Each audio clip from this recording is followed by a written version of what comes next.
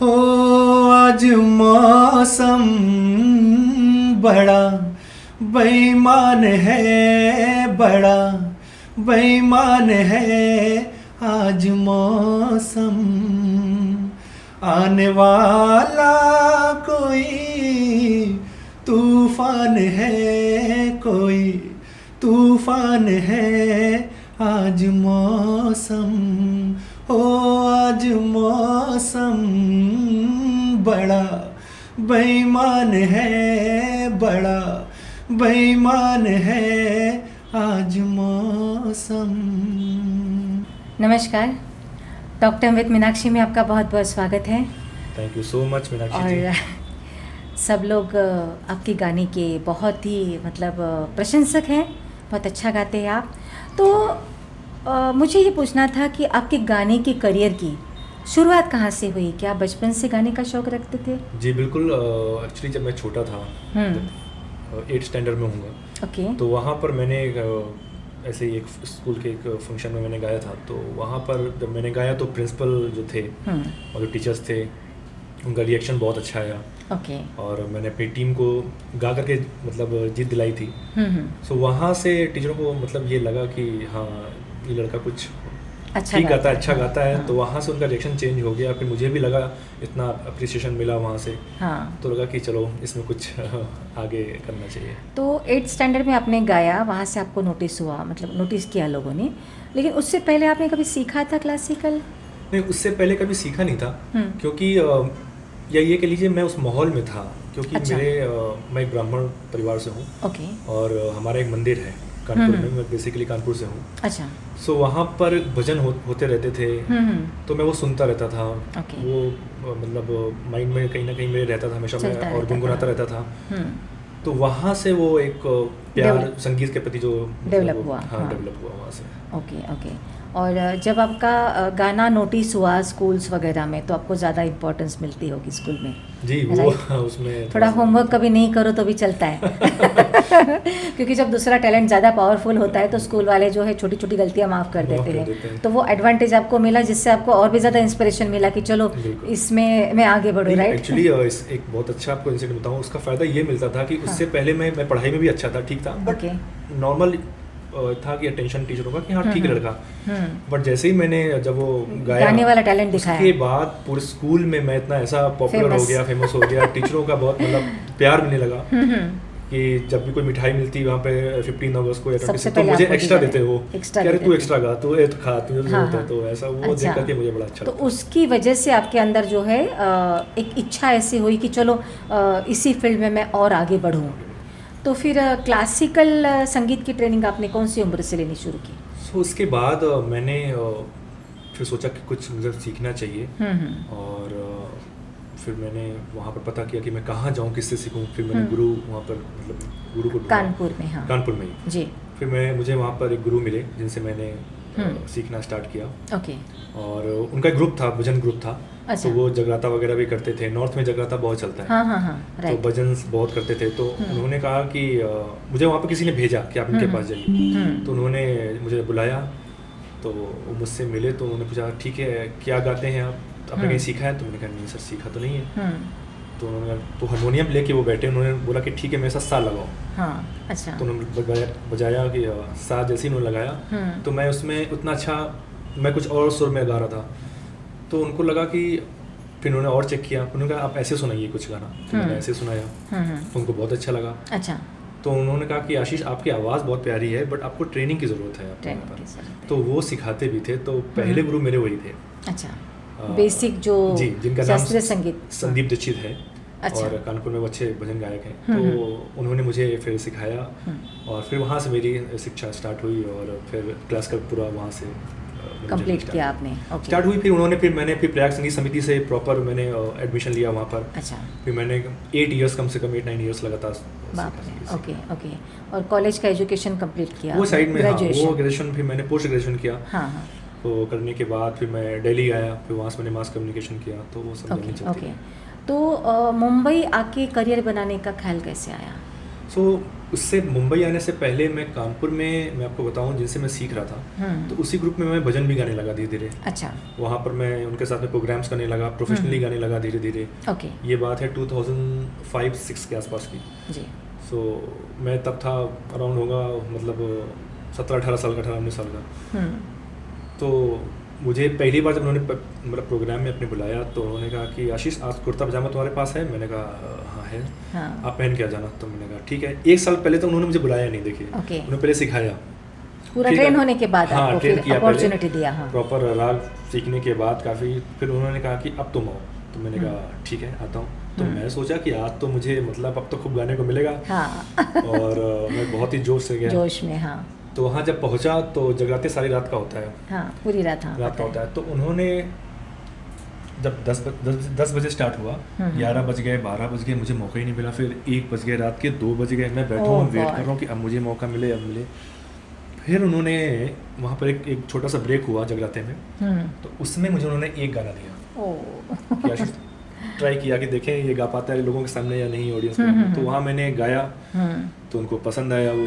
फिर करते करते जर्नी स्टार्ट हुई। वो पहली परफॉर्मेंस थी आपकी लाइफ की जो पब्लिक में आपने गाया? जो मैंने पब्लिक पे गाया वहाँ। अच्छा। ऐसे करके जर्नी स्टार्ट हुई वहाँ से धीरे धीरे। ओके, मतलब और वहाँ पर उसके बाद फिर मैंने काफ़ी समय तक कोरस में उन्होंने मुझसे गवाया। अच्छा। बहुत समय तो मैंने कोरस किया है काफ़ी समय तक। बहुत बड़े बड़े अच्छे सिंगर्स थे, उनके लिए मैं कोरस करता था। अच्छा। तो जर्नी करते करते करते करते फिर धीरे कॉन्फिडेंस आ गया, धीरे धीरे मंचते गए और स्टेज का फियर वगैरह नहीं रहा, सब चला गया। फिर धीरे धीरे मैं एक लीड सिंगर हो गया वहाँ पर उनके ग्रुप। अच्छा, उसी मतलब आगे आने 2 साल में भजन वाली जो डिवोशनल सॉन्ग्स की। फिर मैं मतलब पूरे यूपी में जाता था, हर जगह हम लोग जाते थे। अच्छा। दिल्ली गया था, टूर होते थे उनके पूरा आउट ऑफ मतलब यूपी, आउट ऑफ कानपुर सारे शोज होते थे। बॉम्बे भी मैं आ चुका हूँ भजन के लिए पहले। अच्छा, पहली बार भजन के मंडली के साथ आप आए। अच्छा। फिर जब मैं एक बार मुझे दिल्ली आने का मौका मिला, तो दिल्ली में मुझे अनुराधा पौडवाल जी के साथ में भजन गाने का मौका मिला। क्या बात है। हाँ। तो फिर मुझे लगा कि हाँ भी चीज़ें थोड़ा ठीक चल रही हैं। तो ऐसे करते करते तो अनुराधा जी ने मतलब आपको एनकरेज किया या मतलब? बिल्कुल, उन्होंने मतलब तारीफ करी। उन्होंने पूछा कि आपने सीखा है, आप अच्छा गाते हो और आप ऐसे ही लगे रहिए।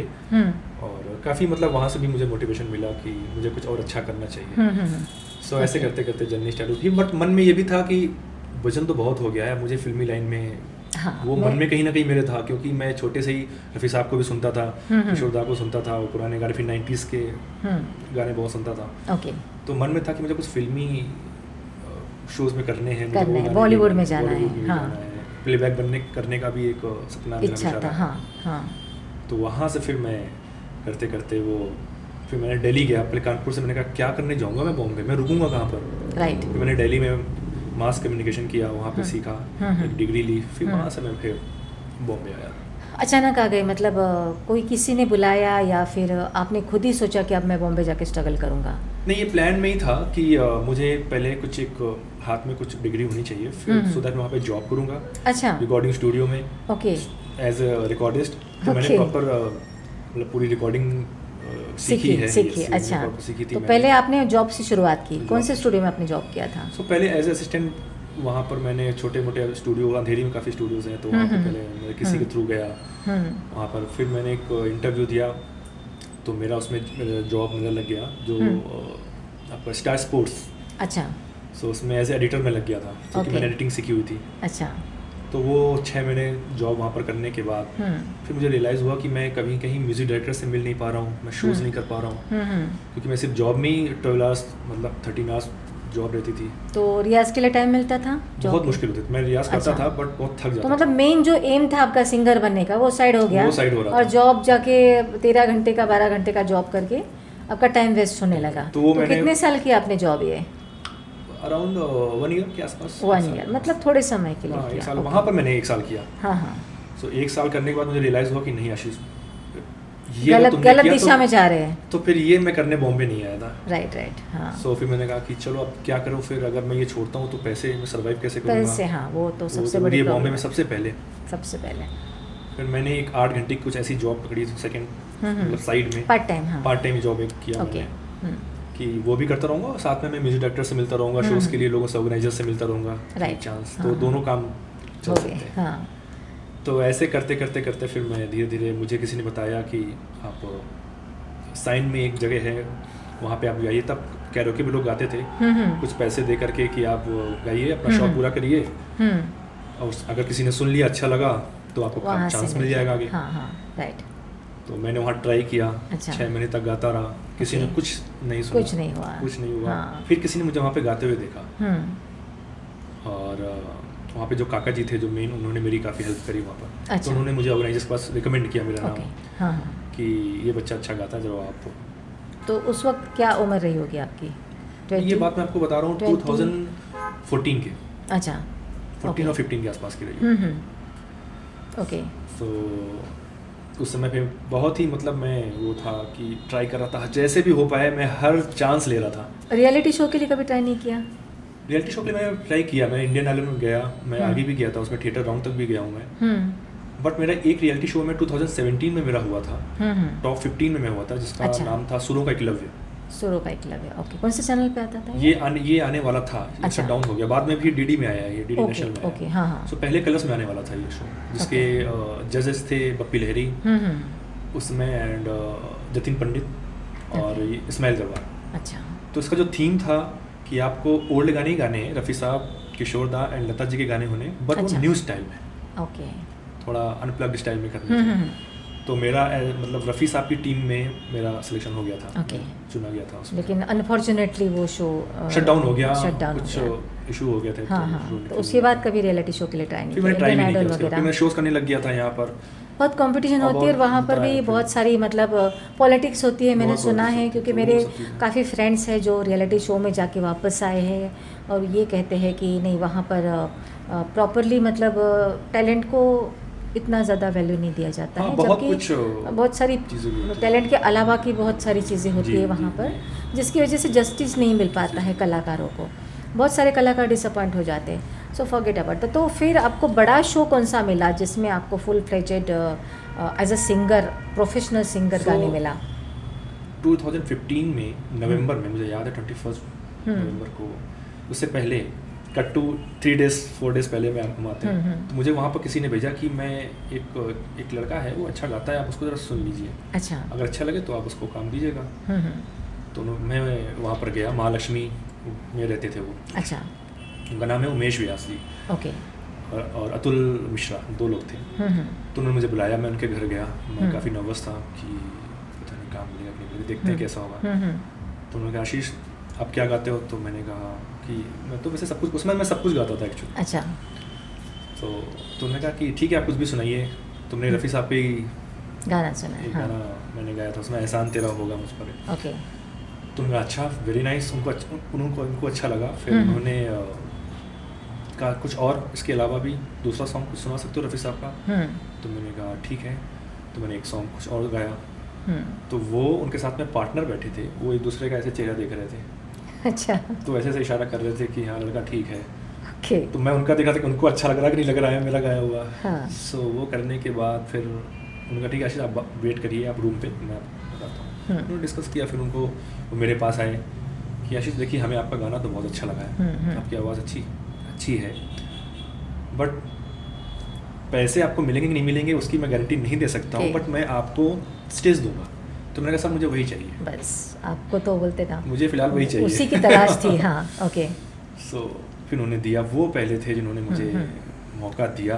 ओके। और आपको बताऊँ फिर जब वो शो मैंने किया, वो शो करने के बाद ऑडियंस उनका रिस्पांस इतना अच्छा था। वही पूछने वाली थी, ऑडियंस का रिस्पांस ज़बरदस्त था, बहुत ज़बरदस्त आया। ऑडियंस में कोई लड़कियां फ़ैन बनी आपकी? वो पीछे तो शुरुआत थी। ओके। कि मतलब ध्यान पूरा फोकस सिंगिंग पे एक्चुअली इसमें मेरा रहता था। सो उस समय जब मुझे ये देखकर अच्छा लगा कि लोग काफ़ी पसंद कर रहे हैं, उनको भी अच्छा लगा, कॉन्फिडेंस डेवलप होता है। हाँ, कि चलो मैंने एक सही लड़के को मैंने चांस दिया। हाँ, चांस दिया। फिर उन्होंने नेक्स्ट डे अपने आप मुझे कॉल किया और अपने घर पे डिनर, उस पर लंच पे बुलाया और पैसे निकाले, प्रॉपर सामने से दिए कि आशीष तुम डिजर्व करते हो। ओह गॉड। सो वो एक छोटी सी कमाई उस समय मेरी सिंगिंग से जो बहुत कीमती है आपके लिए, मुझे रियलाइज हुआ, इतना खुश हुआ मैं। सो वो एक वहाँ से मतलब वहाँ से शुरुआत हो गई और करियर आगे बढ़ा। आपने जो पहले शो की बात बताई, उसमें आपने कौन सा गाना गाया था? जो उसमें मैंने पहला गाना गाया था एहसान तेरा होगा। 2 लाइन्स गा दीजिए। मुझे पता है यहाँ सुर वगैरह नहीं है आपके लिए, लेकिन ऐसे ही जस्ट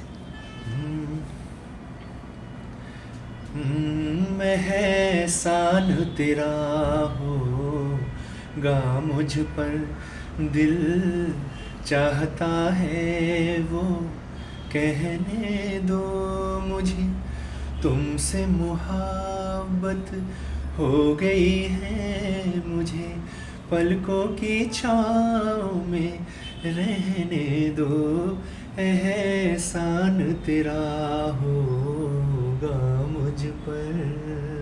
क्या बात है, बहुत कशिश है आपकी आवाज़ में, बहुत मतलब this is I think God gifted चीज़ होती है। क्योंकि देखिए गाते सब है, क्लासिकल भी गाते हैं, सब गाते हैं, लेकिन एक होता है कि आपकी ट्रेनिंग, आपकी मेहनत, आपका रियाज, और एक होता है गॉड गिफ्ट।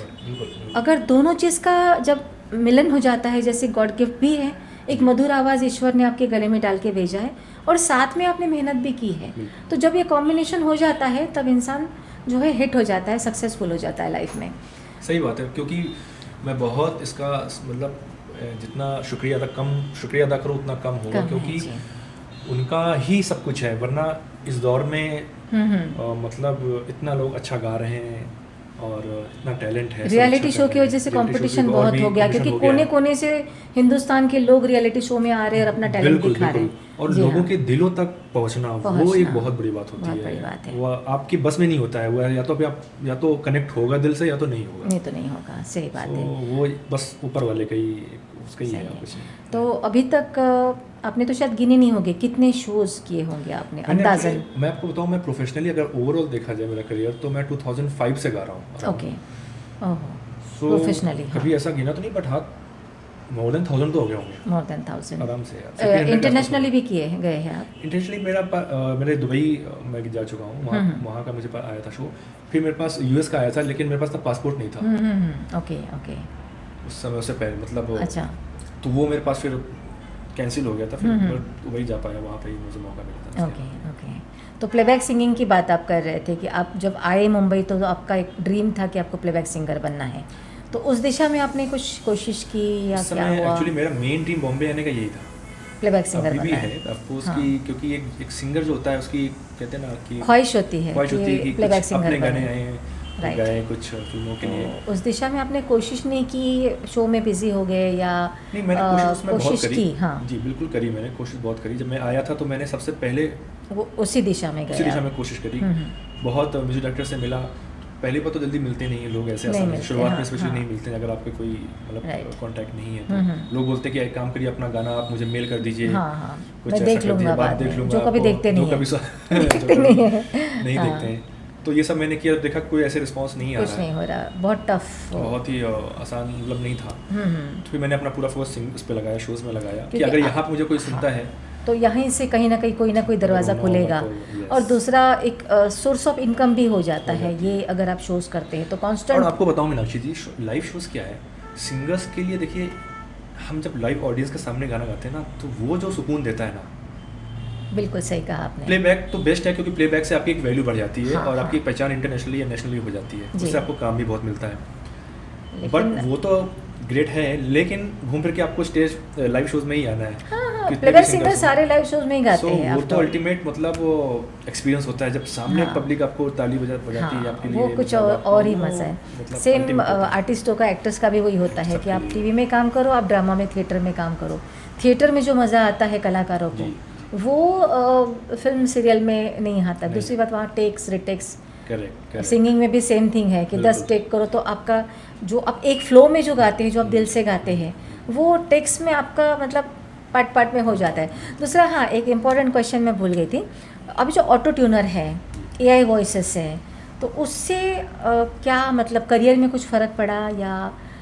देखिए AI जो अभी आ रहा है, ऑफकोर्स ये हमें हमेशा ये ध्यान रखना चाहिए कि चीज़ें बदल रही हैं, राइट, और टाइम समय बदलेगा, करेक्ट, नई टेक्नोलॉजी आएगी, हमें उसके साथ में चलना है, करेक्ट। सो बट ऐसा उससे उतना फ़र्क नहीं पड़ेगा, मुझे लगता है ऐसा। और क्योंकि अगर जो अच्छा गाता है लाइव, ऐसा मेरा मानना है, तो वहाँ पर मतलब टेक्नोलॉजी से तो आप गाना गाओगे नहीं, मतलब वहाँ तो ऑटो ट्यूनर आपको लाइव ऑडियंस चाहिए आपको ऑटो ट्यूनर, मतलब आपको मेन साइड मतलब सीधा जो सिंगर खड़ा है वो गा रहा है, आपको वो जो फील लाइव सिंगर से मिलेगा वो AI से नहीं मिलेगा। मतलब लाइव रिकॉर्डिंग स्टूडियोज में थोड़ा बहुत फर्क रिकॉर्डिंग स्टूडियो में डेफिनेटली फ़र्क पड़ा है, लेकिन लाइव सिंगिंग में तो ना तो आप ऑटो ट्यूनर लगा सकते हैं, ना आप एआई से कुछ कर सकते हैं, वो तो डायरेक्ट एग्जाम है, जैसा है आपको वैसे ही दिखाना है, आपको वैसे दिखेगा। तो मतलब आपके करियर में एआई वगैरह से कोई फ़र्क नहीं पड़ेगा? नहीं, अभी तो फिलहाल तो अभी तो नहीं।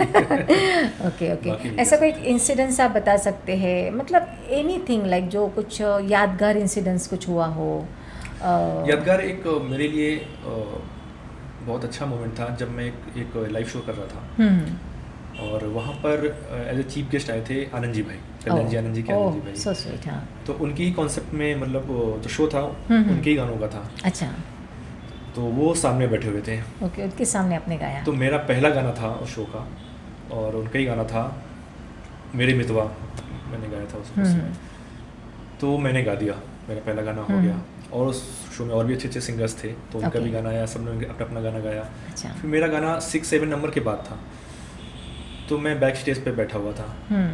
तो अचानक से मैं देखता हूँ कि तब तक पीछे से एक आवाज़ आती है कि अरे आशीष, आपको आनंद जी भाई बुला रहे हैं स्टेज पे। ओह, ओके। तो मैंने कहा अच्छा, मैं मतलब समझ नहीं पाया अचानक से क्या। तो उन्होंने फिर बुलाया, स्टेज पे बुलाया। फिर वहाँ पर उन्होंने एक शब्द बोला कि अगर आज मेरे पास काम होता तो मैं तुमसे ज़रूर गवाता। क्या बात है।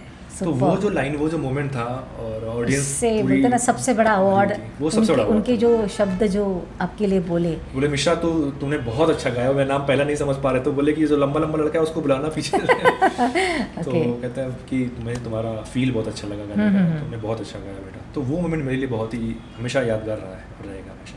ओके। आप मतलब अपने आप को भी एस्टेब्लिश सिंगर मानते हैं कि आप समझते हैं कि आपका करियर अभी प्रॉपरली एक ऐसी स्टेज में पहुंच गया है जहां से कहते हैं ना अभी आप स्टडी रहेंगे, मतलब इसमें अभी प्रोग्रेस हो सकती है? देखिए होता क्या है कि ये जो आर्टिस्ट लाइन होती है यहाँ पर, देखिए वैसे तो कुछ भी फिक्स नहीं होता है, और आपको लगातार मेहनत करना होता है। अनप्रेडिक्टेबल है हमारा करियर जी, अनसर्टेन होता है, कुछ भी मतलब कब कौन आपको रिप्लेस कर दे, यू नेवर नो। बट आपका काम है कि आप रियाज करिए, प्रैक्टिस करिए, अपना अच्छा गाइए, और बाकी फिर मैं तो भगवान पे छोड़ देता हूँ कि जो वो यहाँ तक लाया है तो और आगे भी ले जाएगा। बाकी लाइफ में भी करना तो बहुत कुछ है, बहुत सारे गोल हैं, और मैंने सोचा हुआ है कि कुछ आगे प्लानिंग है मेरी यूट्यूब पे अपने अच्छे अच्छे गाने कुछ में। और बिल्कुल अपने खुद के बनाए हुए आप म्यूजिक कंपोजिंग भी करते हैं? मैं सोचूं प्लान कंपोजिंग करते हैं आप? मैं वो तो नहीं करता हूँ, बट मैंने सोचा हुआ है कि मेरे मतलब एक फ्रेंड है जो कंपोज करता है, तो उसके साथ मिल करके मैं कुछ ऐसा प्लान कर रहा हूँ कि मैं आगे वीडियो बना करके उसका अपना खुद गाना मैं उसमें मतलब यूट्यूब पे लेकर। डेफिनेटली अभी तो आजकल तो डिजिटल का ज़माना है, सब यही सब आगे हमारा फ्यूचर है। और ये हाँ ठीक है सॉरी। और होता क्या कि आपको बताऊँ कि ये यूट्यूब जब से डिजिटल ज़माना आ गया है, इसने समझिए आर्टिस्ट के लिए बहुत बड़ा वरदान है, मैं ऐसा मानता हूँ। बिल्कुल। अब आपको म्यूजिक डायरेक्टर्स के सामने जाने की ज़रूरत नहीं है, घर जाने की उनकी ज़रूरत नहीं है, ऑफिस जाने की ज़रूरत नहीं है। अगर आप में टैलेंट है तो आप घर बैठे भी पॉपुलर हो सकते हो। बिल्कुल। अगर आप पॉपुलर होते हो तो आपके पास भी काम आता है, फिर और आता है। तो ये बहुत अच्छा प्लेटफॉर्म इसको मैं मानता हूँ, बहुत बड़ी अपॉर्चुनिटी है ये आपके लिए, तो पहले नहीं थी लोगों के पास में। अभी तो ऐसा है, पहले लोग सोचते थे बॉम्बे जाऊँगा तो जाके करियर बनेगा। अभी तो ऐसा है कि कोई दूर किसी छोटे कस्बे में भी कोई अगर अच्छा गा रहा है और उनकी वीडियो वायरल हो जाती है, और अगर कोई म्यूज़िक डायरेक्टर देखता है या कोई भी एल्बम के लिए या किसी के लिए, तो उनको वहाँ से भी बुलाती है, रियलिटी शो के लिए वहाँ से भी उनको लेके आते हैं। तो ये सच में बहुत बड़ा वरदान है कलाकारों के लिए, पूरा वरदान। मैं तो ऐसा मानता हूँ कि यूट्यूब हो गया या डिजिटल कुछ भी, एनी प्लेटफॉर्म, वो अगर उसको सही से यूज़ किया जाए तो बहुत अच्छी चीज़ है। अच्छा, आने वाले न्यू सिंगर्स जो इंडस्ट्री में आना चाहते हैं उनके लिए कुछ कहना चाहेंगे आप? जैसे कि रियाज ज़रूरी है या मतलब क्या करना चाहिए उनको? देखिए होता क्या है कि मैं आपको बताऊं कि मुझे काफ़ी लोगों ने बोला कि आशीष मुझे कुछ आपकी कोई अगर पहचान हो तो मुझे वहाँ तक आप मुझे किसी का नंबर दे दीजिए, या फिर मुझे भी आप स्टेज मौका दे दीजिए, रिकमेंड कर दीजिए कहीं। तो मैंने किया भी है काफ़ी लोगों का नाम। ओके। बट देखिए होता क्या है कि आप आगे तभी बढ़ेंगे, वो कोई भी हो, चाहे मैं हूँ या कोई भी सिंगर हो, आपके ऑफकोर्स प्रैक्टिस, रियाज, आपकी जो कला है वही आपको आगे ले जाएगी। आपको एक बार तो आपको चांस मिल जाएगा किसी के कहने पर, बट आपको आगे आपका काम ही ले जा सकता है। बिल्कुल। तो अगर आप में टैलेंट है तो आप किसी न किसी तरह आप आगे आ ही जाओगे, आप फिर पीछे नहीं रह सकते हो। एक आखिरी क्वेश्चन, कितना घंटे रियाज करते हैं आप? देखिए ऐसा कोई फिक्स तो नहीं है, बट अमूमन हो जाता है मेरा 1.5 घंटे 2 घंटे के आसपास। 1.5-2 घंटे का रियाज ज़रूरी है, जो एवरीडे करना ही होता है। करना ही करना है। मैं नाइट में मतलब कोशिश करता हूँ ज़्यादा से ज़्यादा कि सोने से पहले मेरा रियाज हो जाए, और थोड़ा बहुत दिन में मॉर्निंग में अगर मैं। Okay good. अभी ऐसा एक जनरली मानना है कि सिंगिंग जो करते हैं उन लोगों को एक पर्टिकुलर चीज़ें जैसे खट्टा नहीं खाना चाहिए, ठंडा नहीं खाना चाहिए, और भी बहुत सारी तीखा नहीं खाना चाहिए जिसमें गले में खराश होती है। तो ये कहाँ तक सही है? देखिए ये डिपेंड करता है, मुझे ऐसा लगता है ओके कि अगर सपोज़ किसी का गला होता है, ठीक होता है, उसको कोई ऐसा एलर्जी प्रॉब्लम नहीं है, तो वो कुछ भी खा सकता है। Okay. मैं कोशिश करता हूँ कि मैं ठंडा अवॉइड करता हूँ। ओके बस केवल उतना ही अवॉइड करता हूँ, बाकी मैं खट्टा भी खाता हूँ, मीठा भी खाता हूँ, तीखा भी खाता हूँ, मुझे उसमें कोई प्रॉब्लम नहीं होती है। अच्छा।